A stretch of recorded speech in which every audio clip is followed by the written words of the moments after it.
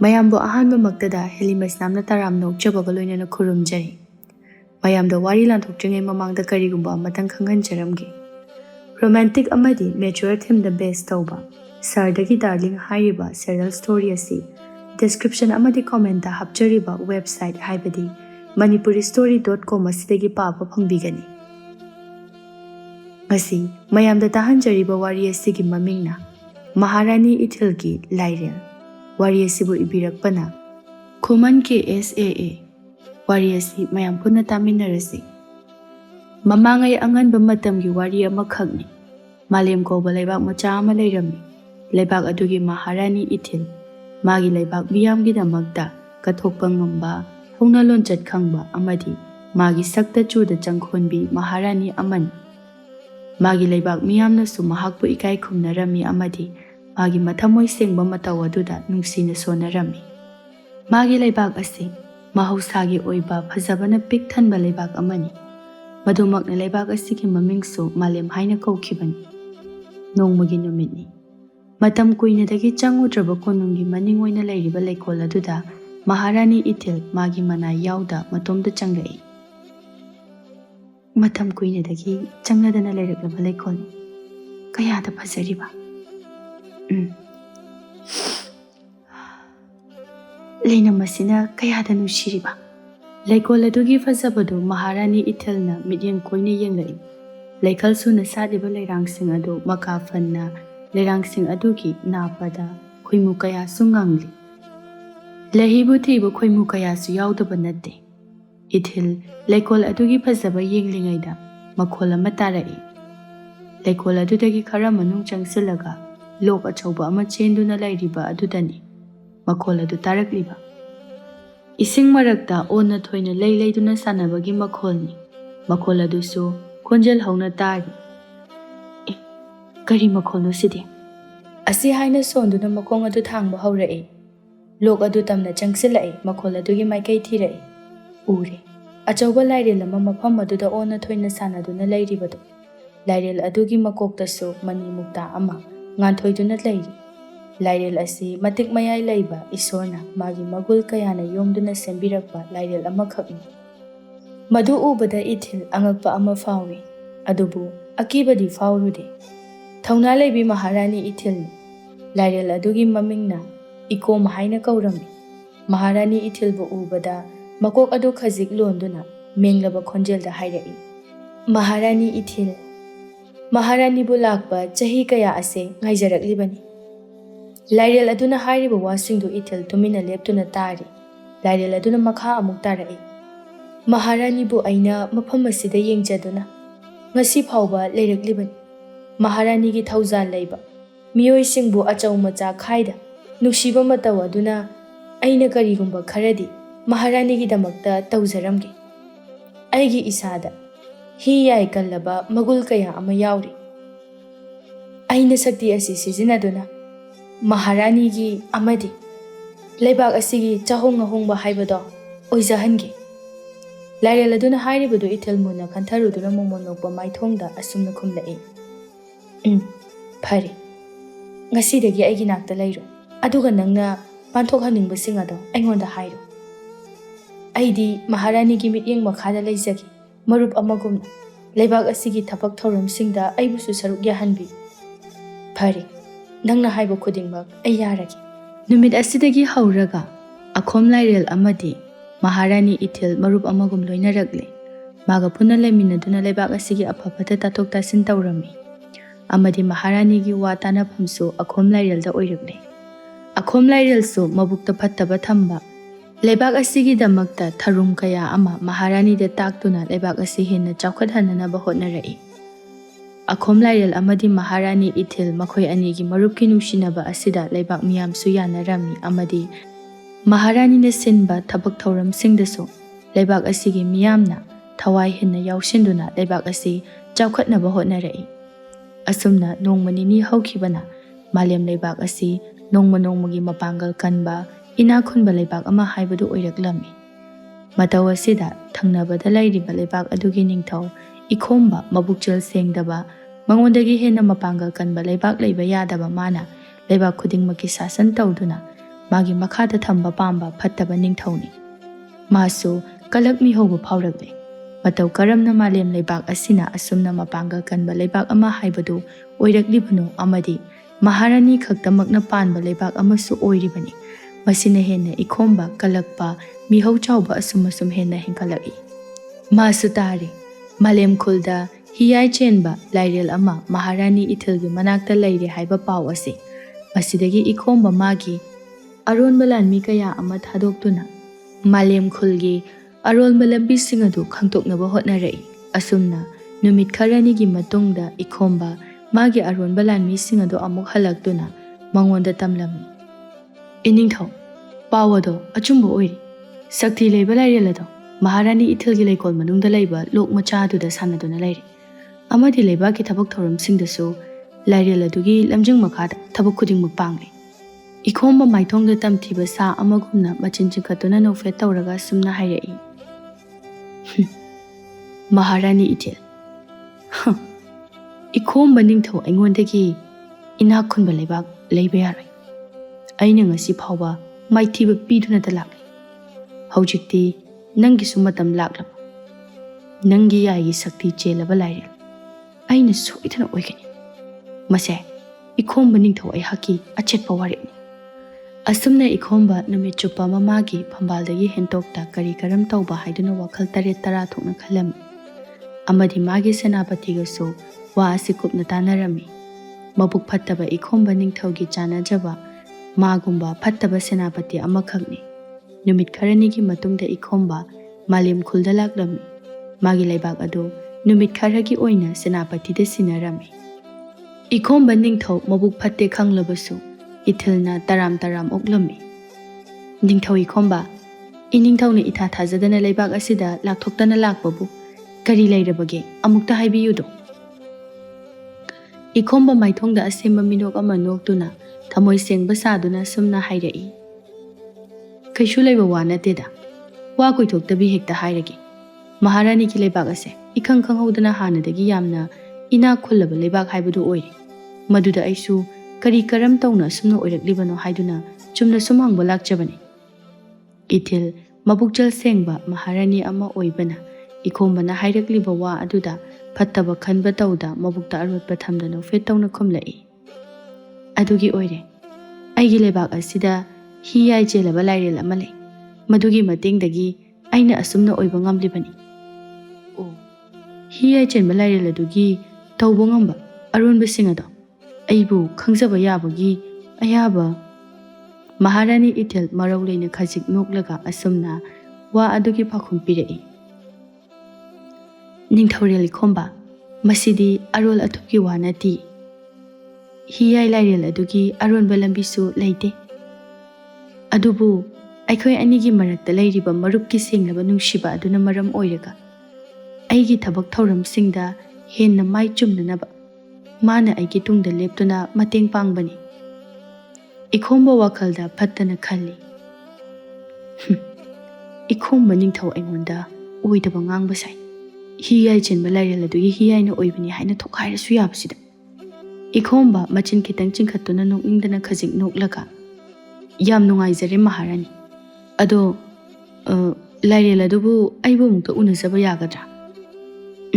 ꯌꯥꯒꯅꯤ꯫ ꯍꯧꯖꯤꯛꯃꯛ ꯍꯦꯛꯇ ꯌꯦꯡꯉꯨꯔꯁꯤ꯫ ꯏꯊꯤꯜꯒꯤ ꯃꯕꯨꯛ ꯃꯄꯥꯎ ꯆꯪꯈꯣꯟꯕ ꯃꯇꯧ ꯑꯗꯨꯗ ꯏꯈꯣꯝꯕ ꯃꯥꯒꯤ ꯊꯃꯣꯏꯗ ꯇꯨꯃꯤꯟꯅ ꯅꯣꯛꯆꯩ꯫ ꯀꯌꯥꯗ ꯄꯪꯈ꯭ꯔꯕ ꯃꯍꯥꯔꯥꯅꯤ, ꯃꯕꯨꯛꯆꯦꯜ ꯁꯦꯡꯉꯤꯕꯅꯤ ꯍꯥꯏꯗꯨꯅ ꯈꯪꯒꯅꯤ꯫ ꯃꯗꯨꯕꯨꯗꯤ ꯑꯩꯅ ꯂꯥꯏꯔꯦꯜ ꯑꯗꯨꯕꯨ ꯄꯨꯗꯨꯅ ꯁꯣꯏꯗꯅ ꯆꯠꯀꯅꯤ꯫ ꯑꯁꯨꯝꯅ ꯏꯊꯤꯜꯅ ꯃꯥꯡ ꯊꯥꯔꯒ ꯂꯩꯀꯣꯜ ꯑꯗꯣꯝꯗ ꯂꯥꯛꯂꯝꯃꯤ꯫ ꯃꯥꯒꯤ ꯃꯅꯥꯏꯁꯤꯡ ꯑꯃꯗꯤ ꯏꯈꯣꯝꯕꯁꯨ ꯃꯥꯒꯤ ꯃꯅꯥꯏ ꯈꯔꯒ ꯇꯨꯡ ꯏꯟꯅꯔꯛꯇꯨꯅ ꯂꯥꯏꯔꯦꯜ ꯑꯗꯨꯒꯤ ꯃꯅꯥꯛ ꯇꯝꯅ ꯆꯪꯂꯛꯏ꯫ ꯏꯊꯤꯜꯅ ꯏꯈꯣꯝꯕꯕꯨ ꯂꯣꯛ ꯑꯗꯨꯒꯤ ꯃꯅꯥꯛꯇ ꯄꯨꯔꯛꯇꯨꯅ ꯑꯈꯣꯝ ꯂꯥꯏꯔꯦꯜꯕꯨ ꯌꯦꯡꯍꯜꯂꯝꯃꯤ꯫ ꯑꯈꯣꯝ ꯂꯥꯏꯔꯦꯜ ꯏꯈꯣꯝꯕ ꯎꯕꯗ ꯃꯕꯨꯛꯅꯤꯡꯗ ꯑꯁꯨꯝꯅ ꯈꯜꯂꯤ꯫ ꯃꯁꯤꯒꯤ ꯅꯤꯡꯊꯧ ꯑꯁꯤ ꯃꯊꯃꯣꯏ ꯁꯦꯡꯗꯕ ꯃꯥꯜꯂꯤ꯫ ꯏꯈꯣꯝꯕ ꯅꯤꯡꯊꯧ ꯃꯕꯨꯛꯅꯤꯡꯗ ꯑꯁꯨꯝꯅ ꯈꯜꯂꯤ꯫ ꯑꯁꯨꯛ ꯌꯥꯝꯅ ꯃꯇꯤꯛ ꯃꯌꯥꯏ ꯀꯟꯕ ꯂꯥꯏꯔꯦꯜ, ꯁꯤꯗꯒꯤꯗꯤ ꯑꯩꯅ ꯄꯥꯡꯊꯣꯛꯅꯤꯡꯕ ꯊꯕꯛ ꯊꯧꯔꯝ ꯄꯨꯝ ꯂꯥꯏꯅ ꯄꯥꯡꯊꯣꯛꯄ ꯉꯝꯂꯒꯅꯤ꯫ ꯂꯥꯏꯔꯦꯟ ꯑꯁꯤꯁꯨ ꯃꯕꯨꯛ ꯇꯞꯄ ꯃꯥꯜꯂꯤ꯫ ꯑꯩꯈꯣꯏꯕꯨ ꯎꯕꯗ ꯀꯩꯁꯨ ꯇꯧꯗ꯭ꯔꯤꯕꯁꯤꯅꯗꯤ ꯑꯩꯅ ꯑꯄꯥꯝꯕ ꯇꯧꯕꯗ ꯀꯔꯤꯁꯨ ꯑꯌꯦꯠꯄ ꯂꯩꯔꯔꯣꯏ꯫ ꯑꯈꯣꯝ ꯂꯥꯏꯔꯦꯜ ꯃꯥꯒꯤ ꯃꯍꯥꯔꯥꯅꯤꯁꯨ ꯂꯩꯕꯅ ꯃꯔꯝ ꯑꯣꯏꯔꯒ ꯏꯈꯣꯝꯕꯗ ꯀꯩꯁꯨ ꯇꯧꯗꯦ, ꯃꯕꯨꯛ ꯏꯐ ꯐꯅ ꯑꯗꯨꯃꯛ ꯂꯩ꯫ ꯏꯈꯣꯝꯕ ꯃꯕꯨꯛꯅꯤꯡꯗ ꯂꯥꯏꯔꯦꯜ ꯑꯁꯤꯕꯨ ꯐꯥꯗꯨꯅ ꯄꯨꯅꯅꯕ ꯆꯞꯌꯨꯡꯅ ꯈꯜꯂꯝꯃꯤ꯫ ꯑꯁꯨꯝꯅ ꯅꯨꯃꯤꯗꯥꯡꯒꯤ ꯃꯇꯝꯅꯤ꯫ ꯃꯍꯥꯔꯥꯅꯤ ꯏꯊꯤꯜꯅ ꯏꯈꯣꯝꯕꯒꯤ ꯆꯥꯅ ꯊꯛꯅꯅꯕ ꯑꯃꯗꯤ ꯇꯨꯝꯅ ꯍꯤꯞꯅꯅꯕ ꯀꯥꯅꯆꯤꯡꯕ ꯄꯨꯝꯅꯃꯛ ꯁꯤꯟ ꯂꯥꯡꯗꯨꯅ ꯊꯝꯂꯝꯃꯤ꯫ ꯑꯁꯨꯝꯅ ꯅꯨꯃꯤꯗꯥꯡꯒꯤ ꯆꯥꯛꯂꯦꯟ ꯆꯥꯕ ꯂꯣꯏꯔꯗꯨꯅ ꯏꯈꯣꯝꯕ ꯃꯥꯒꯤ ꯀꯥꯅꯤ ꯍꯥꯏꯕ ꯑꯗꯣꯝꯗ ꯃꯅꯥꯏ ꯈꯔꯒ ꯂꯥꯛꯂꯝꯃꯤ꯫ ꯀꯥ ꯑꯗꯨꯗꯁꯨ ꯃꯍꯥꯔꯥꯅꯤ ꯏꯊꯤꯜꯒꯤ ꯊꯣꯉꯛꯄ ꯂꯥꯟꯃꯤ ꯈꯔꯁꯨ ꯉꯥꯛ ꯁꯦꯟꯗꯨꯅ ꯂꯩꯔꯝꯃꯤ꯫ ꯏꯈꯣꯝꯕ ꯀꯥ ꯑꯗꯨꯗ ꯊꯣꯡ ꯍꯥꯡꯇꯣꯛꯇꯨꯅ ꯆꯪꯂꯛꯏ꯫ ꯃꯥꯒꯤ ꯐꯃꯨꯡ ꯑꯗꯨꯗ ꯂꯣꯡꯅ ꯍꯤꯞꯇꯨꯅ ꯂꯥꯂꯣꯡ ꯀꯌꯥ ꯑꯃ ꯌꯥꯠꯄ ꯍꯧꯔꯝꯃꯤ꯫ ꯑꯁꯨꯝꯅ ꯅꯨꯃꯤꯠꯇꯨ ꯍꯧꯈ꯭ꯔꯦ꯫ ꯏꯈꯣꯝꯕ ꯅꯤꯡꯊꯧ ꯅꯣꯡ ꯅꯤꯅꯤꯒ ꯂꯩꯊꯗꯨꯅ ꯏꯊꯤꯜ ꯑꯃꯗꯤ ꯑꯈꯣꯝ ꯂꯥꯏꯔꯦꯜꯅ ꯄꯥꯡꯊꯣꯛꯂꯤꯕ ꯊꯕꯛ ꯊꯧꯔꯝꯁꯤꯡ ꯑꯗꯨ ꯑꯐꯕ ꯃꯤ ꯁꯥꯗꯨꯅ ꯌꯦꯡꯊꯣꯛꯂꯝꯃꯤ ꯑꯃꯗꯤ ꯈꯪꯗꯣꯛꯂꯝꯃꯤ꯫ ꯃꯍꯥꯔꯥꯅꯤ ꯏꯊꯤꯜꯒꯤ ꯏꯪꯅ ꯂꯦꯝꯅ ꯐꯖꯕꯤ ꯃꯥꯒꯤ ꯁꯛꯇꯝꯗꯁꯨ ꯏꯈꯣꯝꯕ ꯅꯤꯡꯊꯧꯅ ꯉꯥꯎꯗꯕ ꯉꯝꯗꯦ꯫ ꯏꯊꯤꯜꯒꯤ ꯐꯖꯕ ꯑꯗꯨꯗ ꯃꯥ ꯇꯁꯦꯡꯅ ꯄꯨꯡꯉꯥꯎ ꯉꯥꯎꯔꯦ꯫ ꯑꯗꯨꯕꯨ ꯏꯈꯣꯝꯕ ꯇꯟꯖꯥ ꯆꯥꯕ ꯌꯦꯡꯗꯨꯅ ꯃꯥꯒꯤ ꯂꯥꯟꯃꯤꯁꯤꯡ ꯈꯔ ꯊꯥꯗꯣꯛꯇꯨꯅ ꯂꯩꯀꯣꯜ ꯑꯗꯨꯗ ꯆꯪꯗꯨꯅ ꯂꯥꯏꯔꯦꯜ ꯑꯗꯨꯕꯨ ꯐꯥꯅꯅꯕ ꯍꯥꯏꯔꯝꯃꯤ꯫ ꯂꯥꯟꯃꯤꯁꯤꯡ ꯑꯗꯨꯅ ꯂꯥꯏꯔꯦꯜ ꯑꯗꯨꯕꯨ ꯐꯥꯗꯨꯅ ꯃꯈꯣꯏꯒꯤ ꯂꯩꯄꯥꯛꯇ ꯄꯨꯈ꯭ꯔꯦ꯫ ꯏꯈꯣꯝꯕꯁꯨ ꯇꯟꯖꯥ ꯌꯦꯡꯗꯨꯅ ꯀꯣꯅꯨꯡꯗꯒꯤ ꯂꯣꯟꯅ ꯆꯦꯟꯈ꯭ꯔꯦ꯫ ꯂꯥꯏꯔꯦꯜ ꯑꯗꯨꯒꯤ ꯆꯥꯅꯅꯕ ꯄꯤꯕ ꯆꯠꯄꯗ ꯂꯥꯏꯔꯦꯜ ꯑꯈꯣꯝ ꯃꯥꯒꯤ ꯂꯣꯛꯇ ꯂꯩꯔꯝꯗ꯭ꯔꯦ꯫ ꯃꯇꯧ ꯑꯗꯨꯗ ꯃꯅꯥꯏ ꯑꯅꯤꯗꯨ ꯉꯛꯄꯅ ꯂꯣꯏꯔꯦ꯫ ꯃꯁꯥꯗꯨ ꯏꯄꯥ ꯄꯥꯈꯠꯅ ꯑꯃꯅ ꯑꯁꯨꯝꯅ ꯍꯥꯏꯔꯛꯏ, "ꯀꯔꯤꯅꯣ ꯇꯧꯔꯤꯕ ꯃꯇꯧꯁꯤꯕꯣ? ꯂꯩꯀꯣꯜ ꯑꯁꯤꯅ ꯀꯅꯥꯅ ꯅꯝꯈꯥꯏꯔꯝꯕꯒꯤꯅꯣ?" ꯂꯩꯀꯣꯜ ꯑꯗꯨꯗ ꯍꯧꯔꯤꯕ ꯂꯩꯁꯤꯡ ꯑꯃꯗꯤ ꯎꯄꯥꯜ ꯈꯔꯁꯨ ꯅꯝꯊꯦꯛꯂꯒ ꯂꯩꯕꯗꯨ ꯎꯔꯦ, ꯑꯃꯗꯤ ꯈꯣꯡꯒꯨꯜ ꯀꯌా ꯑꯃꯁꯨ ꯇꯥꯗꯨꯅ ꯂꯩꯔꯦ꯫ ꯂꯥꯏꯔꯦꯜ ꯃꯥꯕꯨ ꯅꯝꯖꯥ ꯅꯝꯊꯦꯛꯇꯨꯅ ꯄꯨꯈꯤꯕꯒꯤ ꯃꯃꯤ ꯑꯃꯁꯨ ꯏꯁꯦꯡ ꯁꯦꯡꯅ ꯇꯥꯔꯦ꯫ ꯃꯗꯨ ꯎꯕꯗ ꯃꯅꯥꯏ ꯑꯃꯅ, "ꯑꯈꯣꯝ ꯂꯥꯏꯔꯦꯜ ꯐꯥꯗꯨꯅ ꯄꯨꯈ꯭ꯔꯦ꯫ ꯄꯥꯎꯁꯦ ꯌꯥꯝ ꯊꯨꯅ ꯃꯍꯥꯔꯥꯅꯤꯗ ꯇꯝꯂꯨꯗꯕ ꯌꯥꯔꯣꯏ, ꯂꯥꯛꯑꯣ." ꯑꯁꯤ ꯍꯥꯏꯗꯨꯅ ꯃꯅꯥꯏ ꯑꯅꯤꯗꯨ ꯆꯥꯅꯅꯕꯁꯤꯡ ꯑꯗꯨ ꯑꯃꯨꯛ ꯄꯨꯔꯛꯇꯨꯅ ꯃꯍꯥꯔꯥꯅꯤ ꯏꯊꯤꯜꯒꯤ ꯃꯅꯥꯛ ꯇꯝꯅ ꯈꯣꯡꯊꯥꯡ ꯂꯥꯎꯅ ꯊꯥꯡꯗꯨꯅ ꯂꯥꯛꯏ꯫ ꯀꯣꯅꯨꯡ ꯃꯅꯨꯡꯗꯁꯨ ꯏꯈꯣꯝꯕ ꯅꯤꯡꯊꯧ ꯂꯩꯔꯝꯗ꯭ꯔꯦ ꯍꯥꯏꯗꯨꯅ ꯋꯥ ꯋꯥ ꯂꯥꯎꯔꯝꯃꯤ꯫ ꯃꯅꯥꯏ ꯑꯅꯤꯗꯨꯅ ꯄꯥꯈꯠꯅ ꯆꯪꯂꯛꯄꯗꯨ ꯎꯕꯗ ꯏꯊꯤꯜꯅ, "ꯀꯔꯤ ꯇꯧꯔꯦ?" ꯃꯅꯥꯏ ꯑꯅꯤꯗꯨ ꯊꯧꯒꯜꯂꯣꯟ ꯎꯠꯂꯗꯨꯅ ꯅꯣꯂꯨꯛꯅ, "ꯃꯍꯥꯔꯥꯅꯤ, ꯑꯈꯣꯝ ꯂꯥꯏꯔꯦꯜ ꯂꯩꯔꯝꯗ꯭ꯔꯦ." ꯃꯍꯥꯔꯥꯅꯤ ꯏꯊꯤꯜ ꯍꯥꯏꯔꯛꯂꯤꯕ ꯋꯥ ꯑꯗꯨꯗ ꯉꯛꯄꯅ ꯂꯣꯏꯔꯦ꯫ ꯃꯍꯥꯔꯥꯅꯤ ꯏꯊꯤꯜ ꯏꯈꯣꯝꯕꯅ ꯂꯣꯟꯅ ꯆꯦꯟꯈꯤꯕ ꯑꯃꯗꯤ ꯑꯈꯣꯝ ꯂꯥꯏꯔꯦꯜꯕꯨꯁꯨ ꯐꯥꯗꯨꯅ ꯄꯨꯈ꯭ꯔꯦ ꯍꯥꯏꯕꯁꯤ ꯋꯥꯈꯜ ꯇꯥꯔꯛꯂꯤ꯫ ꯃꯍꯥꯔꯥꯅꯤ ꯏꯊꯤꯜ ꯃꯕꯨꯛꯅꯤꯡ ꯅꯨꯡꯁꯤꯔꯛꯂꯤ꯫ ꯏꯈꯣꯝꯕꯅ ꯃꯥꯕꯨ ꯑꯁꯨꯝꯅ ꯁꯥꯟꯅꯔꯝꯒꯅꯤ ꯍꯥꯏꯕꯗꯤ ꯅꯣꯡꯃꯇ ꯈꯜꯂꯨꯗꯕꯅꯤ꯫ ꯑꯗꯨꯕꯨ ꯑꯣꯏꯔꯛꯂꯤꯕ ꯃꯇꯧ ꯑꯁꯤꯗ ꯃꯥ ꯌꯥꯝ ꯊꯤꯅ ꯅꯨꯡꯉꯥꯏꯖꯔꯝꯗꯦ ꯑꯃꯗꯤ ꯀꯞꯁꯨ ꯌꯥꯝꯅ ꯀꯞꯂꯝꯃꯤ꯫ ꯃꯔꯧ ꯃꯇꯥꯠ ꯍꯩꯕ ꯅꯤꯡꯊꯧ ꯏꯈꯣꯝꯕ ꯃꯥꯕꯨ ꯃꯍꯥꯔꯥꯅꯤ ꯏꯊꯤꯜꯅ ꯃꯕꯨꯛꯅꯤꯡꯗ ꯌꯦꯛꯈ꯭ꯔꯦ꯫ ꯑꯁꯣꯝꯗꯅ ꯏꯈꯣꯝꯕꯒꯤ ꯂꯩꯕꯥꯛꯇꯅꯤ꯫ ꯑꯈꯣꯝ ꯂꯥꯏꯔꯦꯜ ꯏꯈꯣꯝꯕ ꯃꯥꯒꯤ ꯄꯣꯟꯗ ꯐꯥꯖꯤꯟꯗꯨꯅ ꯂꯩꯔꯦ꯫ ꯀꯜꯂꯛꯄꯅ ꯂꯥꯡꯒꯣꯏ ꯆꯜꯂꯕꯏꯈꯣꯝꯕ ꯅꯤꯡꯊꯧꯗ ꯑꯈꯣꯝ ꯂꯥꯏꯔꯦꯜꯅ ꯍꯥꯏꯔꯛꯏ, "ꯍꯦ ꯃꯤꯍꯧ ꯆꯥꯎꯕ ꯅꯤꯡꯊꯧ, ꯑꯩꯕꯨ ꯊꯥꯗꯣꯛꯄꯤꯌꯨ꯫ ꯅꯪꯅ ꯑꯩꯕꯨ ꯐꯥꯖꯤꯟꯗꯨꯅ ꯊꯝꯂꯕꯗꯤ ꯅꯪꯒꯤ ꯀꯥꯟꯅꯕ ꯀꯔꯤꯁꯨ ꯐꯪꯂꯣꯏ꯫ ꯑꯗꯨꯒ ꯑꯃꯅ, ꯅꯪꯒꯤ ꯅꯕꯨꯛꯆꯦꯜ ꯁꯦꯡꯗꯕ ꯅꯇꯧ ꯑꯗꯨꯗ ꯑꯩꯅ ꯅꯪꯒꯤ ꯃꯥꯏ ꯄꯥꯛꯅꯅꯕ ꯂꯝꯕꯤ ꯇꯥꯛꯀꯗꯕ ꯅꯠꯇꯦ꯫ ꯑꯩꯕꯨ ꯊꯥꯗꯣꯛꯎ." ꯏꯈꯣꯝꯕ ꯑꯈꯥꯕ ꯃꯤꯅꯣꯛ ꯑꯃ ꯅꯣꯛꯂꯒ, "ꯀꯔꯤꯁꯨ ꯂꯩꯇ꯭ꯔꯕ ꯂꯥꯏꯔꯦꯜ ꯅꯪꯒꯨꯝꯕꯅꯁꯨ ꯏꯈꯣꯝꯕ ꯑꯩꯉꯣꯟꯗ ꯃꯨꯛꯄ ꯁꯥꯏ꯫ ꯀꯥꯟꯅꯔꯣꯏ, ꯅꯊ꯭ꯋꯥꯏ ꯃꯥꯡꯒꯅꯤ꯫ ꯃꯥꯏ ꯄꯥꯛꯅꯅꯕ ꯂꯝꯕꯤꯁꯤꯡ ꯑꯗꯣ ꯑꯩꯉꯣꯟꯗ ꯁꯠ-ꯁꯠ ꯍꯥꯏꯔꯛꯎ, ꯅꯠꯇ꯭ꯔꯕꯗꯤ ꯅꯪꯒꯤ ꯅꯀꯣꯛꯇ ꯌꯥꯎꯔꯤꯕ ꯍꯤꯌꯥꯏ ꯑꯗꯣ ꯑꯩꯅ ꯁꯦꯠꯇꯨꯅ ꯂꯧꯒꯅꯤ." ꯁꯤ ꯍꯥꯏꯔꯝꯂꯒ ꯏꯈꯣꯝꯕ ꯀꯥ ꯑꯗꯨꯗꯒꯤ ꯊꯣꯔꯛꯂꯦ꯫ ꯑꯈꯣꯝ ꯂꯥꯏꯔꯦꯜ ikhomba ꯊꯣꯛꯈꯤꯕꯗꯨ ꯇꯨꯃꯤꯟꯅ ꯌꯦꯡꯗꯨꯅ ꯂꯩꯍꯧꯏ꯫ ikhomba ꯀꯥꯗꯨꯗꯒꯤ ꯊꯣꯔꯛꯂꯒ ꯊꯣꯡ ꯉꯥꯛꯄ ꯑꯗꯨꯗ ꯀꯥꯒꯤ ꯊꯣꯡ ꯑꯗꯨ ꯆꯦꯛꯁꯤꯟꯅ ꯂꯣꯟꯁꯤꯟꯅꯕ ꯏꯪꯒꯤꯠ ꯇꯧꯏ ꯑꯗꯨꯒ ꯃꯥꯒꯤ ꯃꯅꯥꯏꯗ ꯑꯣꯟꯁꯤꯟꯗꯨꯅ, "ꯑꯆꯥꯟꯕ, ꯂꯥꯏꯔꯦꯜꯁꯦ ꯑꯆꯝꯕ ꯂꯥꯏꯔꯦꯜ ꯅꯠꯇꯦ꯫ ꯃꯥꯒꯤ ꯃꯁꯥ ꯃꯅꯨꯡꯗ ꯍꯤꯌꯥꯏ ꯀꯌꯥ ꯑꯃꯁꯨ ꯌꯥꯎꯔꯝꯕ ꯌꯥꯏ꯫ ꯅꯣꯡꯃ ꯅꯤꯅꯤ ꯑꯁꯤꯗ ꯃꯥꯅ ꯍꯥꯏꯗꯣꯔꯛꯇ꯭ꯔꯕꯗꯤ ꯃꯥꯕꯨ ꯍꯥꯠꯅꯅꯕ ꯊꯧꯔꯥꯡ ꯐꯒꯅꯤ ꯅꯤꯡꯊꯧ."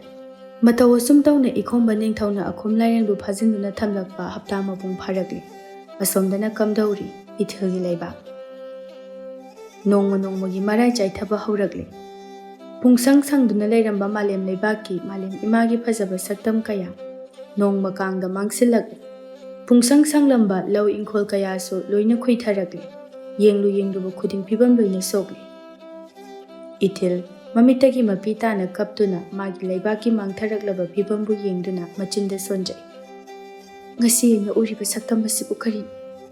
ꯑꯩꯒꯤ ꯂꯩꯕꯥꯛꯀꯤ ꯃꯤꯌꯥꯝ ꯄꯨꯝꯅꯃꯛ ꯑꯋꯥꯐꯝꯗ ꯇꯥꯔꯤ꯫ ꯏꯁꯪ ꯁꯪꯂꯝꯕ ꯑꯩꯒꯤ ꯂꯩꯕꯥꯛꯁꯦ ꯏꯃꯛ ꯃꯛꯁꯤꯟꯈ꯭ꯔꯦ꯫ ꯑꯀꯟꯕ ꯅꯣꯡꯂꯩ ꯑꯃꯅ ꯀꯟꯅ ꯍꯨꯝꯗꯣꯛꯈꯤꯕꯒꯨꯝꯅ꯫ ikhomba, ꯅꯪꯁꯦ ꯐꯠꯇꯤ ꯐꯠꯈꯤꯗ꯭ꯔꯦꯗ." ꯃꯥꯒꯤ ꯃꯅꯥꯏ ꯅꯨꯄꯤ ꯑꯃꯅ, "ꯃꯍꯥꯔꯥꯅꯤ ꯏꯕꯦꯝꯃ, ꯑꯩꯈꯣꯏꯅ ꯑꯁꯨꯝꯅ ꯌꯦꯡꯗꯨꯅ ꯂꯩꯕꯗꯤ ꯇꯨꯡꯗ ꯁꯤꯗꯒꯤ ꯍꯦꯟꯅ ꯑꯋꯥꯕ ꯀꯌꯥ ꯑꯃ ꯊꯣꯛꯂꯛꯄ ꯌꯥꯏ꯫ ꯑꯗꯨꯅ ꯃꯇꯝ ꯂꯩꯔꯤꯉꯩꯗ ꯅꯤꯡꯊꯧꯔꯦꯜ ꯏꯈꯣꯝꯕꯒꯤ ꯃꯊꯛꯇ ꯂꯥꯟ ꯍꯧꯕꯗꯤ ꯃꯖꯥꯏꯕꯦꯝꯃꯅ ꯀꯔꯤ ꯈꯟꯕꯤꯕꯒꯦ? ꯑꯆꯥꯟꯕꯤ, ꯂꯥꯟ ꯇꯧꯕ ꯍꯥꯏꯕꯁꯦ ꯃꯥꯏꯀꯩ ꯑꯅꯤꯃꯛꯀꯤ ꯑꯃꯥꯡꯕ ꯉꯥꯛꯇꯅꯤ꯫ ꯑꯁꯨꯛ ꯌꯧꯅ ꯋꯥꯔꯕ ꯃꯇꯝ ꯑꯁꯤꯗ ꯑꯩꯅ ꯂꯥꯟ ꯍꯧꯔꯨꯕ ꯍꯥꯏꯕꯗꯣ ꯑꯩꯒꯤ ꯂꯩꯕꯥꯛꯀꯤ ꯃꯤꯌꯥꯝꯅ ꯑꯃꯨꯛꯀ ꯍꯦꯟꯅ ꯑꯋꯥꯕ ꯑꯃꯃꯨꯛ ꯍꯥꯞꯄ ꯑꯣꯏꯅ ꯊꯣꯛꯈ꯭ꯔꯦ꯫ ꯃꯖꯥꯏꯕꯦꯝꯃ, ꯑꯗꯨꯗꯤ ꯍꯧꯖꯤꯛ ꯑꯩꯈꯣꯏ ꯀꯔꯤ ꯇꯧꯒꯅꯤ? ꯑꯁꯨꯝꯅ ꯁꯨꯝ ꯌꯦꯡꯗꯨꯅ ꯂꯩꯒꯗ꯭ꯔꯥ?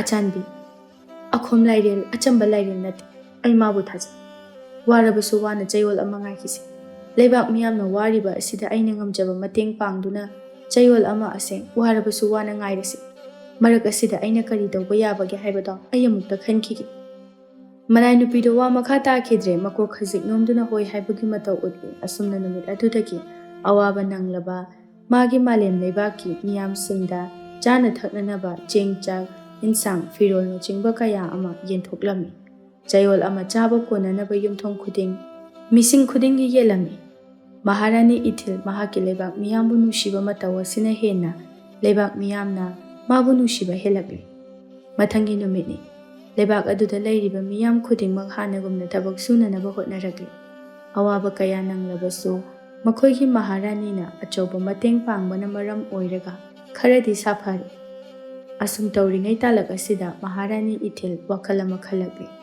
ꯃꯥꯅ ꯈꯜꯂꯤꯕꯗꯨ ꯃꯥꯒꯤ ꯐꯝꯅꯥꯏꯕꯁꯤꯡꯒ ꯇꯥꯟꯅꯔꯝꯃꯤ꯫ ꯐꯝꯅꯥꯏꯕꯁꯤꯡ ꯑꯗꯨꯁꯨ ꯃꯍꯥꯔꯥꯅꯤꯅ ꯍꯥꯏꯔꯤꯕꯗꯨ ꯌꯥꯅꯔꯝꯃꯤ꯫ ꯑꯁꯨꯝꯅ ꯃꯤꯇꯨꯝ ꯍꯧꯈ꯭ꯔꯦ꯫ ꯃꯍꯥꯔꯥꯅꯤ ꯏꯊꯤꯜ ꯃꯥꯒꯤ ꯂꯩꯕꯥꯛꯄꯨ ꯊꯥꯗꯣꯛꯂꯝꯂꯒ ꯃꯤꯆꯝ ꯑꯃꯒꯤ ꯁꯛꯇꯝꯗ ꯏꯈꯣꯝꯕ ꯃꯥꯒꯤ ꯂꯩꯕꯥꯛ ꯃꯥꯏꯀꯩ ꯄꯥꯡꯂꯛꯂꯦ꯫ ꯃꯥꯒꯤ ꯅꯣꯡꯃꯒꯤ ꯆꯥꯅꯅꯕ ꯈꯔꯁꯨ ꯄꯨꯗꯨꯅ ꯁꯒꯣꯜ ꯑꯃꯗ ꯂꯥꯛꯄꯅꯤ꯫ ꯃꯥꯒꯤ ꯂꯩꯕꯥꯛꯇꯒꯤ ꯏꯈꯣꯝꯕ ꯃꯥꯒꯤ ꯂꯩꯕꯥꯛ ꯐꯥꯎꯕ ꯆꯠꯄꯒꯤ ꯃꯇꯝ ꯑꯁꯤ ꯄꯨꯡ 10ꯔꯣꯝꯒꯤ ꯆꯥꯡꯅꯤ꯫ ꯃꯍꯥꯔꯥꯅꯤ ꯏꯊꯤꯜ ꯃꯥꯅ ꯃꯥꯒꯤ ꯀꯣꯅꯨꯡꯗꯒꯤ ꯊꯣꯛꯂꯛꯄ ꯃꯇꯝꯗ ꯈꯖꯤꯛ ꯉꯟꯈꯤꯕꯅ ꯏꯈꯣꯝꯕ ꯃꯥꯒꯤ ꯂꯩꯕꯥꯛ ꯌꯧꯔꯛꯄꯗꯨ ꯅꯨꯃꯤꯗꯥꯡ ꯋꯥꯏꯔꯝ ꯑꯣꯏꯔꯛꯂꯦ꯫ ꯃꯍꯥꯔꯥꯅꯤ ꯏꯊꯤꯜ ꯉꯁꯤꯒꯤ ꯑꯣꯏꯅ ꯃꯥꯒꯤ ꯆꯪꯖꯐꯝ ꯊꯤꯔꯛꯏ꯫ ꯃꯃꯥꯏ ꯃꯃꯤꯠ ꯈꯨꯝꯖꯤꯟꯕ ꯑꯣꯏꯕꯅ ꯁꯦꯠꯂꯤꯕ ꯃꯤꯆꯝꯒꯤ ꯐꯤꯖꯣꯜ ꯑꯗꯨꯅꯁꯨ ꯃꯥꯕꯨ ꯃꯤꯆꯝ ꯑꯃꯒꯨꯝꯅ ꯂꯩꯔꯤꯕ ꯃꯤꯌꯥꯝꯁꯤꯡ ꯑꯗꯨꯅ ꯎꯔꯦ꯫ ꯃꯍꯥꯔꯥꯅꯤ ꯏꯊꯤꯜꯅ ꯑꯁꯨꯝꯅ ꯀꯣꯏꯅ ꯌꯦꯡꯂꯛꯄꯗ ꯑꯍꯜ ꯑꯣꯏꯔꯕꯤ ꯅꯨꯄꯤ ꯑꯃ ꯂꯝꯕꯤꯒꯤ ꯆꯤꯗꯥꯏꯗ ꯐꯝꯂꯤꯕꯗꯨ ꯎꯔꯦ꯫ ꯈꯟꯊꯔꯨꯕ ꯇꯧꯗꯅ ꯑꯍꯜ ꯑꯗꯨꯒꯤ ꯃꯅꯥꯛꯇ ꯆꯪꯁꯤꯜꯂꯛꯏ꯫ ꯑꯍꯜ ꯑꯗꯨꯁꯨ ꯅꯨꯄꯤ ꯑꯗꯨꯅ ꯁꯒꯣꯜꯅꯦ ꯀꯔꯤꯅꯦ ꯆꯪꯁꯤꯜꯂꯛꯄꯗꯨ ꯎꯕꯗ ꯅꯨꯄꯤ ꯑꯗꯨꯗ ꯌꯦꯡꯈꯠꯂꯛꯇꯨꯅ ꯍꯥꯏꯔꯛꯏ, "ꯕꯦꯝꯃ, ꯅꯪꯕꯨ ꯀꯅꯥꯅꯣ? ꯑꯩꯈꯣꯏꯒꯤ ꯂꯩꯕꯥꯛꯀꯤ ꯃꯤꯗꯤ ꯃꯥꯟꯗꯦ꯫ ꯅꯪꯕꯨ ꯊꯪꯅꯕ ꯂꯩꯕꯥꯛꯇꯒꯤ ꯂꯥꯛꯄ꯭ꯔꯣ?" ꯏꯊꯤꯜ ꯁꯒꯣꯜꯗꯒꯤ ꯀꯨꯝꯊꯔꯛꯇꯨꯅ ꯅꯣꯛꯐꯦꯠ ꯇꯧꯔꯒ ꯈꯨꯝꯂꯛꯏ, "ꯏꯃꯥꯒꯨꯝꯂꯕꯤ, ꯑꯩ ꯊꯪꯅꯕ ꯂꯩꯕꯥꯛꯇꯒꯤ ꯂꯥꯛꯄꯅꯤ꯫ ꯑꯩꯁꯦ ꯊꯪꯅꯕ ꯂꯩꯕꯥꯛ ꯑꯁꯤꯒꯤ ꯖꯒꯣꯏ ꯁꯥꯕꯤ, ꯏꯁꯩ ꯁꯛꯄꯤꯅꯤ." "ꯑꯣ, ꯑꯗꯨꯗꯤ ꯅꯪ ꯃꯐꯝ ꯑꯁꯤꯗ ꯏꯁꯩ ꯁꯛꯄ, ꯖꯒꯣꯏ ꯁꯥꯕ ꯂꯥꯛꯂꯤꯕ꯭ꯔꯥ?" "ꯏꯃꯥꯒꯨꯝꯂꯕꯤ, ꯃꯥꯅꯤ." "ꯏꯃꯥꯕꯨ ꯁꯤꯗ ꯀꯩꯗꯧꯔꯝꯂꯤꯕꯅꯣ? ꯅꯨꯃꯤꯠꯁꯨ ꯇꯥꯁꯤꯜꯂꯛꯏ꯫ ꯏꯃꯥꯒꯤ ꯌꯨꯝꯅ ꯀꯗꯣꯝꯗꯅꯣ?" ꯇꯨ ꯑꯁꯤꯗ ꯎꯔꯤꯕ ꯌꯨꯝ ꯃꯆꯥꯁꯦ ꯏꯃꯥꯒꯤꯅꯤ." "ꯑꯗꯣ ꯏꯃꯥꯒꯨꯝꯂꯕꯤ, ꯉꯁꯤ ꯍꯌꯤꯡꯁꯤꯃꯗꯤ ꯑꯩ ꯏꯃꯥꯒꯤꯗ ꯌꯥꯔꯦꯛꯆꯒꯦ ꯍꯥꯏꯕꯕꯨ." "ꯅꯪꯅ ꯂꯩꯕꯒꯤꯗꯤ ꯀꯩꯁꯨ ꯀꯥꯏꯗꯦ, ꯏꯃꯥ ꯈꯛꯇꯅꯤ ꯂꯩꯔꯤꯕ꯫ ꯑꯗꯨꯕꯨ ꯀꯔꯤ ꯇꯧꯔꯒꯦ ꯏꯃꯥ?" ꯑꯍꯜ ꯑꯗꯨ ꯃꯆꯤꯟꯗ ꯃꯨꯔꯨꯝ ꯁꯣꯜꯂꯤ꯫ "ꯉꯁꯥꯏ ꯑꯌꯨꯛ ꯌꯦꯟꯗꯥꯗꯒꯤ ꯆꯥꯅꯅꯕ ꯆꯦꯡ ꯂꯩꯇ꯭ꯔꯗꯨꯅ ꯆꯥꯗ꯭ꯔꯤ꯫ ꯍꯧꯖꯤꯛꯁꯨ ꯆꯦꯡ ꯂꯩꯇ꯭ꯔꯤ꯫ ꯁꯤꯕꯨ ꯀꯔꯝ..." ꯏꯊꯤꯜ ꯃꯥꯏꯊꯣꯡꯗ ꯈꯖꯤꯛ ꯅꯣꯛꯂꯒ, "ꯏꯃꯥꯒꯨꯝꯂꯕꯤ, ꯏꯃꯥꯅ ꯀꯔꯤꯒꯤ ꯋꯥꯔꯤꯅꯣ? ꯅꯆꯥꯅ ꯉꯁꯤ ꯅꯣꯡꯃꯒꯤ ꯆꯥꯅꯅꯕꯁꯨ ꯄꯨꯗꯨꯅ ꯂꯥꯛꯂꯕꯅꯤ꯫ ꯅꯨꯃꯤꯠꯁꯨ ꯇꯥꯁꯤꯜꯂꯛꯏ, ꯌꯨꯝꯗ ꯆꯪꯅꯅꯕ ꯇꯧꯔꯁꯤ." "ꯍꯣꯏ."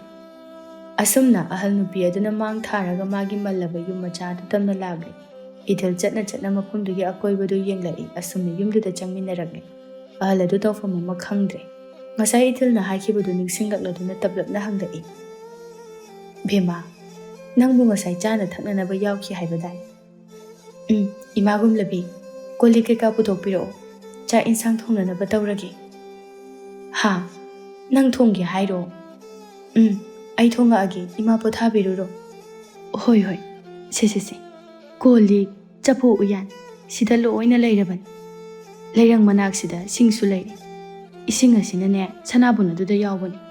ꯑꯍꯜ ꯑꯗꯨ ꯏꯊꯤꯜꯅ ꯄꯣꯊꯥꯔꯣ ꯍꯥꯏꯕꯗꯨꯗ ꯃꯥꯒꯤ ꯀꯥꯗ ꯄꯣꯊꯥꯕ ꯆꯪꯈ꯭ꯔꯦ꯫ ꯏꯊꯤꯜꯁꯨ ꯆꯥꯛ ꯊꯣꯡꯅꯅꯕ ꯍꯣꯠꯅꯔꯛꯂꯤ꯫ ꯆꯐꯨ ꯎꯌꯥꯟꯁꯤꯡ ꯑꯗꯨ ꯅꯣꯡꯃ ꯅꯤꯅꯤ ꯆꯥꯛ ꯊꯣꯡꯅꯔꯨꯗ꯭ꯔꯕꯅ ꯎꯐꯨꯜ ꯄꯛꯇꯨꯅ ꯂꯩꯔꯝꯃꯤ꯫ ꯉꯔꯥꯡ ꯅꯍꯥꯟꯗꯒꯤ ꯆꯥꯛ ꯊꯣꯡꯗ꯭ꯔꯕ ꯖꯥꯠꯅꯤꯗꯅ꯫ ꯀꯔꯤꯅꯣ, ꯂꯩꯕꯥꯛ ꯑꯁꯤꯒꯤ ꯃꯤꯑꯣꯏ ꯑꯌꯥꯝꯕ ꯂꯩꯇ ꯂꯥꯏꯔꯕꯒꯤ ꯃꯃꯤ ꯑꯣꯏꯅ?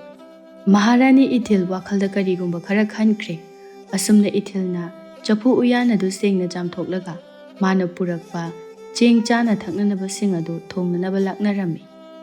Asumna chak thongbasu loisinkhre. Kaada hiptuna laiba ahal adu chak insangi nungsiba manam maduda chakana lamlaklami amuksu wakhalda khalai. Manam sidi chak po onthokna lamla ida. Masidi konungi chak insang manam nami. Nupi macha ase konungi jagoi sabi soidana oigan. Mana haibadu chummidana. Asumna ahal dugi wakhalda khalami ithil jakhumdagi ahal adubu kaurai. Ima gumlabi chak chana naba tawrasi lao. Ahal nupi adu ithil haina kauba aduda ngasai thoina khaludabani mabu kauduna chaka charasi haibusida magi laiwaikraba macha nupi ningsinglai mamita sumapi iraje lai. Somda ithil mana kaubudu khumlaktabaduda kari tawrabano khanduna ahal nupi adugi kaadu thiduna changlai. Kaidawragi ima gumlabi chak thiduna lairi inkrabadi hauraroi chana naba tawrasi. Ahal aduna kappe haiba ithil na udre maramdi ka adu imam mami. Aduga thongnawdagi changlakpa mangalna ka adugi mafam kharada ngali. Ahal adusu ithil na udringaida mapi adu sasatai thoklaga khumlai. Hoi charurasi. Asi haiduna punna chakhumda changminaraktuna chak chaba hauri. Ahal nupi adu chakhom amatak hukchili. Ichagi chak insang sidi onthokna haukreda. Asi haiduna chakhom adu chauna namduna chai. Matawaduda ithil no fit tawraga. Ima haubra. Hawi nangsu charodana. Hoi ithil su chak chaba haure. Ahal nupi adudi nongmanini chak charaktabana amuktabu loin machingadu itai radana kayada hauna chariba. Chakhom adu chauna sasat hukchili. Adu makna phunbra haibusu phunde. Matawaduda ithildi yengduna lairabani matawdu amuksu nungsirai. Asumna numituma ahal adugi khangpoksang masa aduda yareklami. Mathangi numini. Ithil ahal aduda chatlage hairamlaga ahal adugi chana thaknanaba kayasu piramlaba matungda yum adudagi thorakle. Magi sagol adusu ahal aduda sinarami aduga ikho mamagi konung tamna lai. Konung mamangduda jagoi sagi hek tawbaga matang chana pungyeba nupa amasu konung mamangda hek lairami. Nupa adugi manakta jangsilaktuna. Ibong pungamukta thinbiyo. Karinuni ichal nang jagoi sagi hairo. Nangbu hana amukta ukidri. Kari lamdagi lakpano nangbo. Ibong aise athapa khungang amadagi lakpani. Aise lamda chatuna jagoi sabani. Handakti ining thawgi konung asida tari. Aigi pungye bibadusu mafam atopada chathokraba aduna laktri. Ibong na yaragadi pungamukta yebiramu. Aise haujikta konungdagi ining thawda punglon utlubada ngairibani. Farese. Nangi suna thawa ma oirabanina ngasigidi yebiramlagi. Mathangdadi ai yeiba ngamloiko. Hoi bung. Asumna pung yeiba nupa adusu yare mi khara tinba mafam khanduna jagoi sananaba sem sari. Ithilna mana purakpa namthang phi ama mangda sandoktuna tham. Aduga jagoi sananaba sem sakre. Mafam aduda tinliba miyamsu jagoi sagadawre khangbada loina hupchinnarakle. Akoibadu migi mi ngakta ngaire pung yeiba nupadu mabukningda asumna khalli. Kainune mi se onthokna yamkreda. Hana asumna amukta ukidri. Saglopi nupi adubu jagoi saba haibu jala. Miyamsina sel tharadi ngasigidi yarese. Ining thawsu mana matung mayam ama pini hairaga pisu pide. Ithilna pung yeiba nupa aduda pung yeiba hauro haiduna ingit pirai pung yeiba nupa adusu pung yeiba hauragli. Ithilsu yairakliba punglon adugi matung ina jagoi khuthek tamlai. Magi jagoi khuthek amada sawong sabanda ayengba-singdi pungaw ngawre. Selsu mathang thaba haunaragli. Ngaihak aduda misu aduki matik tinba haibadu oire. Somda ikhombasu paudu tari. Ining thaw konung mamangsida nupi ama laklaga jagoi saduna lairi. Misu aduki matik tilli. Selsu phana yamna tahawi. Kari haiba. Aigi lebak sidabu jagoi saba yamna haiba nupi bu leibra. Ining thaw aikhoigi lebak asidagi mande. Mamaisu khumi arapa lamdagi jagoi saba lakpani haina hairai. Phari magi jagoi do ai somutang yenge hayeng maglao hai. Aina mana mathum mayam ama pigani haina hai.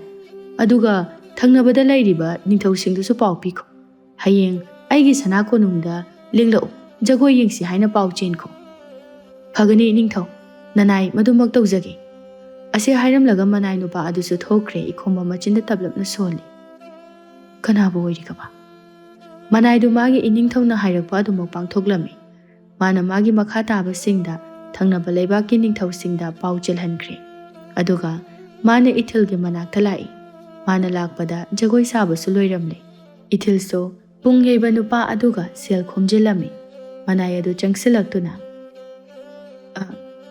ꯀꯔꯤꯒꯨꯝꯕ ꯈꯔꯗ ꯍꯥꯏꯖꯒꯦ ꯑꯅꯤꯗꯨ ꯌꯦꯡꯊꯣꯔꯛꯏ ꯁꯅꯥ ꯀꯣꯅꯨꯡꯒꯤ ꯃꯅꯥꯏ ꯑꯆꯥꯟꯕ ꯑꯣꯏꯔꯝꯕꯗꯨꯗ ꯄꯨꯡ ꯌꯩꯕꯗꯨ ꯃꯀꯣꯛ ꯅꯣꯜꯂꯦ ꯏꯊꯤꯜꯗꯤ ꯃꯗꯨ ꯈꯪꯗꯕꯅꯤꯅ ꯁꯦꯠꯂꯤꯕ ꯐꯤꯖꯣꯜ ꯑꯗꯨꯗꯒꯤ ꯅꯨꯄꯥ ꯑꯁꯤ ꯑꯆꯝꯕ ꯂꯥꯟꯃꯤ ꯅꯠꯇꯦ ꯍꯥꯏꯕꯗꯤ ꯈꯪꯏ ꯑꯗꯨꯒ ꯑꯃꯁꯨꯡ ꯏꯈꯣꯝꯕ ꯃꯥꯒꯤ ꯃꯅꯥꯏꯅꯤ ꯍꯥꯏꯕꯁꯨ ꯃꯥꯅ ꯈꯪꯂꯦ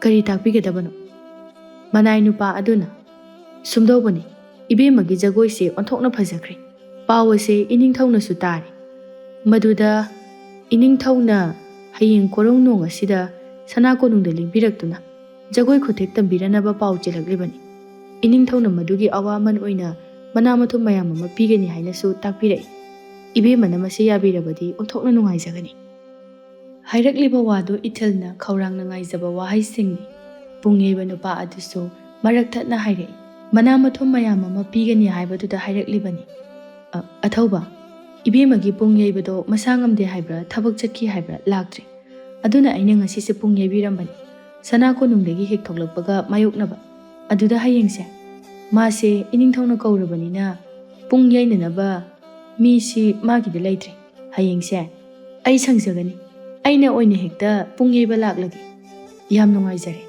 ꯃꯅꯥꯏ ꯅꯨꯄꯥꯗꯣ ꯍꯔꯥꯎꯅ ꯀꯣꯅꯨꯡꯗ ꯑꯃꯨꯛ ꯆꯪꯈ꯭ꯔꯦ ꯄꯨꯡ ꯌꯩꯕ ꯅꯨꯄꯥ ꯑꯗꯨꯗꯤ ꯃꯅꯥ ꯃꯊꯨꯝ ꯃꯌꯥꯝ ꯑꯃ ꯐꯪꯂꯒꯅꯤ ꯍꯥꯏꯗꯨꯅ ꯍꯔꯥꯎꯕꯅ ꯂꯣꯏꯔꯦ ꯁꯣꯝꯗ ꯏꯊꯤꯜꯁꯨ ꯋꯥꯈꯜꯗ ꯊꯕꯛ ꯊꯧꯔꯝ ꯀꯌꯥ ꯑꯃ ꯄꯥꯡꯊꯣꯛꯅꯕ ꯈꯜꯂꯝꯃꯤ ꯑꯗꯨꯒ ꯑꯃꯨꯛ ꯄꯨꯡ ꯌꯩꯕ ꯅꯨꯄꯥ ꯑꯗꯨꯗ ꯑꯣꯟꯁꯤꯜꯂꯛꯂꯒ ꯏꯕꯨꯡ ꯁꯦꯜꯁꯦ ꯏꯕꯨꯡꯅ ꯄꯨꯕꯤꯈ꯭ꯔꯣ ꯂꯨꯄꯥ 50ꯁꯤꯅ ꯑꯩꯅ ꯄꯨꯈ꯭ꯔꯒꯦ ꯄꯨꯡ ꯌꯩꯕ ꯅꯨꯄꯥꯗꯣ ꯍꯔꯥꯎꯅ ꯍꯣꯏ ꯍꯣꯏ ꯏꯕꯦꯝꯃ ꯌꯥꯝ ꯅꯨꯡꯉꯥꯏꯔꯦ ꯑꯗꯣ ꯅꯪꯕꯨ ꯉꯁꯤ ꯑꯍꯤꯡꯁꯤꯕꯨ ꯀꯅꯥꯒꯤꯗ ꯂꯩꯒꯗꯧꯔꯤꯕꯅꯣ ꯏꯕꯣꯡ ꯏꯃꯥ ꯑꯃꯒ ꯂꯩꯃꯤꯟꯅꯒꯗꯕꯅꯤ ꯐꯔꯦ ꯐꯔꯦ ꯑꯗꯣ ꯑꯩ ꯋꯥ ꯑꯃ ꯍꯥꯏꯒꯦ ꯃꯤꯔꯛ ꯅꯥꯔꯛ ꯌꯦꯡꯂꯒ ꯇꯞꯅ ꯍꯥꯏꯔꯛꯏ ꯑꯩꯈꯣꯏꯒꯤ ꯏꯅꯤꯡꯊꯧꯁꯦ ꯅꯨꯄꯤꯗ ꯈꯔꯗꯤ ꯆꯣꯞꯄꯅꯤ ꯑꯗꯨꯅ ꯏꯕꯦꯝꯃ ꯈꯔ ꯆꯦꯛꯁꯤꯜꯂꯨ ꯑꯗꯨꯕꯨ ꯏꯅꯤꯡꯊꯧꯁꯦ ꯍꯧꯖꯤꯛ ꯐꯥꯎꯕ ꯅꯨꯄꯤ ꯑꯃꯠꯇ ꯐꯪꯗ꯭ꯔꯤ ꯑꯁꯤ ꯍꯥꯏꯗꯨꯅ ꯑꯃꯨꯛ ꯅꯣꯛꯏ ꯏꯊꯤꯜꯁꯨ ꯈꯖꯤꯛ ꯅꯣꯛꯂꯒ ꯍꯣꯏ ꯏꯕꯨꯡ ꯅꯨꯃꯤꯠꯁꯨ ꯇꯥꯁꯜꯂꯛꯏ ꯑꯩꯁꯨ ꯍꯟꯅꯅꯕ ꯇꯧꯔꯒꯦ ꯍꯣꯏ ꯍꯣꯏ ꯍꯌꯦꯡ ꯑꯃꯨꯛ ꯃꯐꯝ ꯑꯁꯤꯗ ꯊꯦꯡꯅꯔꯁꯤ ꯍꯣꯏ ꯏꯕꯨꯡ ꯑꯁꯨꯝꯅ ꯑꯅꯤꯗꯣ ꯍꯟꯅꯔꯛꯂꯦ ꯅꯨꯃꯤꯠꯁꯨ ꯇꯥꯁꯜꯂꯛꯂꯦ ꯏꯊꯤꯜꯁꯨ ꯑꯍꯜ ꯅꯨꯄꯤ ꯑꯗꯨꯒꯤ ꯌꯨꯝꯗ ꯑꯃꯨꯛ ꯍꯜꯂꯛꯂꯦ ꯃꯥꯅ ꯍꯜꯂꯛꯄꯗ ꯉꯥ ꯑꯆꯧꯕ ꯑꯃꯁꯨ ꯂꯩꯔꯛꯏ ꯏꯊꯤꯜꯅ ꯉꯥꯖꯥꯎ ꯑꯃ ꯄꯨꯔꯒ ꯂꯥꯛꯄꯗꯣ ꯎꯕꯗ ꯑꯍꯜ ꯅꯨꯄꯤ ꯑꯗꯨ ꯅꯣꯛꯂꯗꯨꯅ ꯍꯩꯃꯥ ꯅꯪꯗꯤ ꯖꯒꯣꯏ ꯁꯥꯕ ꯆꯠꯈ꯭ꯔꯒ ꯉꯥ ꯑꯣꯏꯅ ꯂꯩꯔꯒ ꯍꯜꯂꯛꯂꯕ꯭ꯔꯣ ꯖꯒꯣꯏ ꯁꯥꯕꯗ ꯐꯪꯉꯛꯄ ꯁꯦꯜꯗꯨꯅ ꯂꯩꯔꯛꯏꯅꯤ ꯏꯃꯥꯒꯨꯝꯂꯕꯤ ꯏꯃꯥꯒꯨꯝꯂꯕꯤ ꯉꯁꯤꯗꯤ ꯅꯆꯥꯅ ꯉꯥꯁꯦ ꯑꯣꯏꯅ ꯊꯣꯡꯂꯒꯦ ꯑꯗꯨꯒ ꯍꯥꯎꯅ ꯆꯥꯔꯁꯦ ꯍꯥꯏꯗꯨꯅ ꯍꯦꯛꯇ ꯂꯩꯔꯛꯑꯕꯅꯤ ꯍꯣꯏ ꯍꯣꯏ ꯏꯆꯥ ꯂꯥꯛꯄꯗꯒꯤ ꯏꯃꯥꯁꯦ ꯑꯍꯥꯎꯕ ꯌꯥꯝꯅ ꯆꯥꯒꯗꯧꯔꯤꯗ ꯄꯤꯖꯗꯣꯏꯅꯦ ꯂꯥꯛꯑꯣ ꯏꯃꯥ ꯆꯪꯉꯁꯦ ꯆꯥꯛ ꯊꯣꯡꯅꯅꯕ ꯇꯧꯔꯨꯔꯁꯦ ꯑꯁꯨꯝꯅ ꯏꯊꯤꯜꯅ ꯆꯥꯛ ꯊꯣꯡꯒꯠꯄ ꯍꯧꯔꯦ ꯉꯥꯗꯨꯁꯨ ꯃꯥꯅ ꯍꯥꯎꯅ ꯊꯣꯡꯗꯨꯅ ꯑꯍꯜ ꯅꯨꯄꯤ ꯑꯗꯨꯕꯨ ꯄꯨꯛ ꯄꯦꯟꯅꯅꯕ ꯄꯤꯖꯔꯝꯃꯤ ꯑꯁꯨꯝꯅ ꯅꯨꯃꯤꯠꯇꯨꯃꯁꯨ ꯍꯧꯖꯤꯟꯈ꯭ꯔꯦ ꯅꯣꯡꯉꯥꯜꯂꯛꯄꯗ ꯑꯍꯜ ꯅꯨꯄꯤ ꯑꯗꯨꯗ ꯏꯊꯤꯜꯅ ꯄꯥꯎ ꯇꯝꯂꯝꯃꯤ ꯏꯃꯥꯒꯨꯝꯂꯕꯤ ꯉꯁꯤꯗꯤ ꯁꯅꯥ ꯀꯣꯅꯨꯡꯗ ꯖꯒꯣꯏ ꯁꯥꯕ ꯆꯠꯂꯨꯒꯅꯤ ꯏꯅꯤꯡꯊꯧꯅ ꯉꯁꯤꯗꯤ ꯀꯣꯅꯨꯡꯗꯅꯦ ꯖꯒꯣꯏ ꯁꯥꯅꯅꯕ ꯍꯥꯏꯔꯛꯏ ꯉꯔꯥꯡ ꯄꯥꯎꯁꯦ ꯇꯝꯒꯦ ꯈꯟꯕꯅꯦ ꯑꯗꯨꯗ ꯀꯥꯎꯔꯕ ꯍꯥ ꯑꯗꯨꯗꯤ ꯌꯥꯝ ꯅꯨꯡꯉꯥꯏꯕ ꯄꯥꯎꯅꯤꯅꯦꯍꯦ ꯑꯩꯁꯨ ꯏꯆꯥꯅ ꯖꯒꯣꯏ ꯁꯥꯕꯗꯣ ꯌꯦꯡꯅꯤꯡꯈ꯭ꯔꯦꯗ ꯏꯃꯥꯅ ꯌꯦꯡꯅꯤꯡꯉꯦ ꯍꯥꯏꯔꯗꯤ ꯑꯩꯒ ꯄꯨꯟꯅ ꯆꯠꯈ꯭ꯔꯁꯤ ꯑꯩꯅ ꯍꯣꯔꯦꯟ ꯆꯠꯄꯗ ꯏꯃꯥ ꯂꯥꯛꯑꯣꯏ ꯑꯩꯈꯣꯏꯒꯤ ꯅꯤꯡꯊꯧꯁꯦ ꯑꯩꯒ ꯃꯥꯏ ꯆꯥꯟꯅꯗꯦ ꯃꯥ ꯎꯅꯤ ꯈꯟꯕꯗꯅꯦ ꯑꯩ ꯈꯨꯜꯒꯤ ꯆꯤꯗꯥꯏꯁꯤꯗ ꯂꯩꯔꯤꯕꯅꯤ ꯑꯗꯣ ꯏꯃꯥ ꯏꯅꯤꯡꯊꯧꯁꯦ ꯀꯔꯝꯕ ꯃꯤꯅꯣ ꯍꯥꯏꯕꯗꯤ ꯑꯐꯕ ꯅꯠꯇ꯭ꯔꯒ ꯐꯠꯇꯕ ꯂꯩꯕꯥꯛ ꯑꯁꯤꯒꯤ ꯃꯤꯑꯣꯏ ꯑꯌꯥꯝꯕ ꯑꯋꯥ ꯑꯅꯥ ꯑꯗꯨꯃꯛ ꯅꯪꯕꯒꯨꯝꯅ ꯑꯩꯅ ꯎꯖꯩ ꯆꯨꯝꯃꯤ ꯑꯩꯈꯣꯏꯒꯤ ꯂꯩꯕꯥꯛ ꯑꯁꯤꯒꯤ ꯅꯤꯡꯊꯧꯁꯦ ꯃꯕꯨꯛ ꯌꯥꯝꯅ ꯐꯠꯇꯦ ꯃꯁꯥꯒꯤ ꯀꯥꯟꯅꯕꯇ ꯈꯜꯂꯤ ꯑꯩꯒꯤ ꯃꯤꯌꯥꯝꯁꯦ ꯀꯔꯤ ꯇꯧꯏ ꯀꯔꯤ ꯐꯤꯕꯝꯗ ꯂꯩꯔꯤ ꯍꯥꯏꯕ ꯅꯣꯡꯃꯇ ꯌꯦꯡꯁꯤꯟꯗꯦ ꯃꯥꯒꯤ ꯍꯥꯏꯕꯕꯨ ꯃꯥꯒꯤ ꯀꯥꯟꯅꯅꯕ ꯑꯣꯏꯔꯗꯤ ꯉꯟꯇꯥꯅ ꯂꯥꯛꯀꯅꯤ ꯄꯥꯎ ꯆꯦꯜꯂꯒꯅꯤ ahal adu ithilda amuk yenglakdaga bema nang cheksina chatluko hoi ma aigi damakta imana wabiri farise ima ai chak thongkatnaba tawrage kharangana lao haiduna hairei hoi hoi ima somukta iru chathoklukhige icha lakpadagi aigi khangpok sangse yumdo male ainaga khara loisinba tanbane tawrise ithil wadi nganglakte adubu no fete tawri asumna ithilna chak thongkatnaba laknai ahal nupi adusu iruzaba bukrida thokre asumna hainakiba matam adu yawrakladuna ithil mamai mamit khumjinduna sana konungtamna lakle pungyaiba nupa adusu mabu hana ngaiduna lairame makhoi ani punna konungtamna changlakle thongakpa aduna makhoi ani bu khamlaga ngaiko pungyaiba nupa aduna satkhumlai karino nupa ai konung asigi pungyaibani nangna aingonda thingba yabra nangonda nate nupi sidani मासुनी हाइरिसे नोइबो पाउगुमता ताद्रो इबेम असिनिने इनिंथौना सना कोनुंगदा जगोय सानानबा कौरिबदो मियाम अमा तिन्दुना लैरिबसे अखोय अनिबु ngaइरिबनि लंबि थादो इनिंथौदा ताकलगा फमथदा चनि अस इयामबसिदि चंगबिरो असुमना अनिदो कोनुंगदा चंगलकले मखोय अनिना चंगलकपदा कोनुंगी मियाम अमा तिन्दुना लैरमि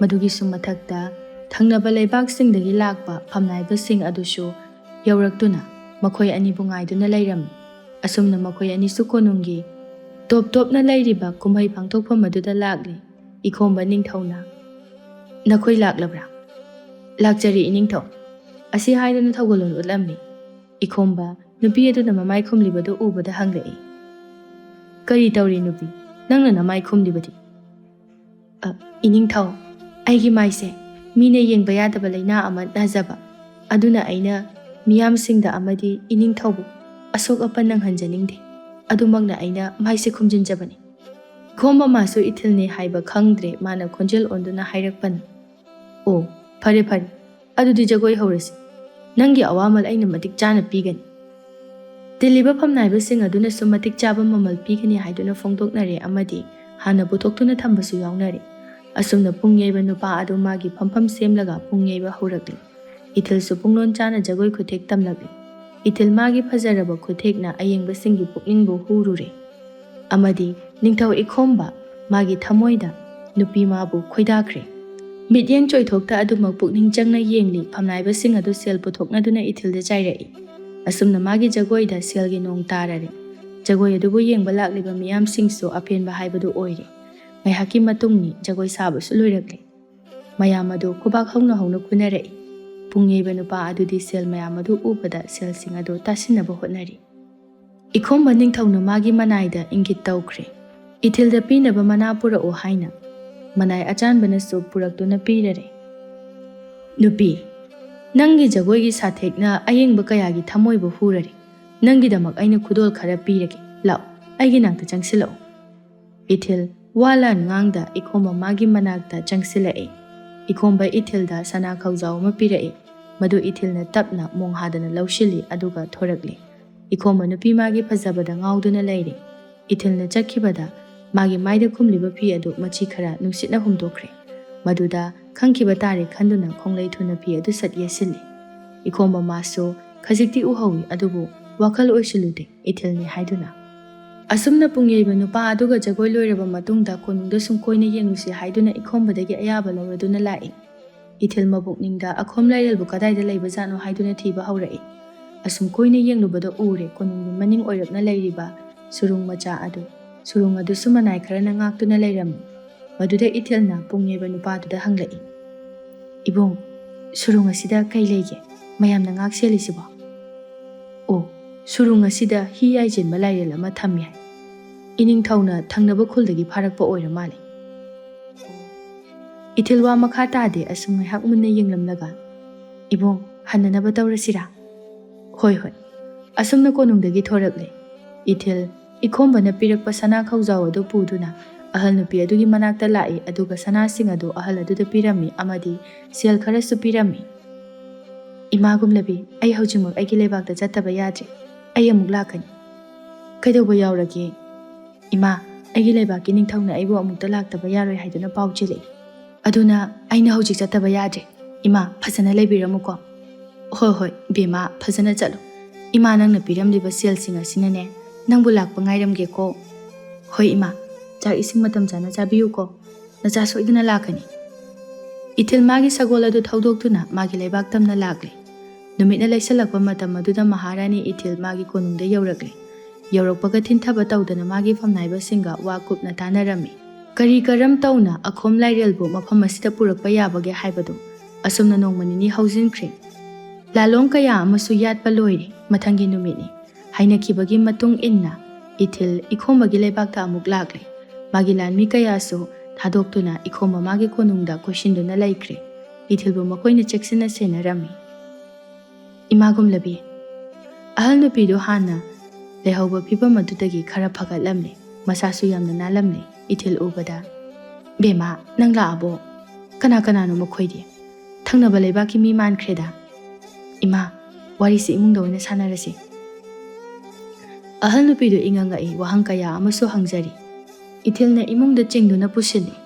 Aduga magi asengba saktam amadi mana laibak asida karigidamakta laklibano haibadu taklami. Ahal nupi adusu wakhal tari. Oh, adudi hauji kari tawgani.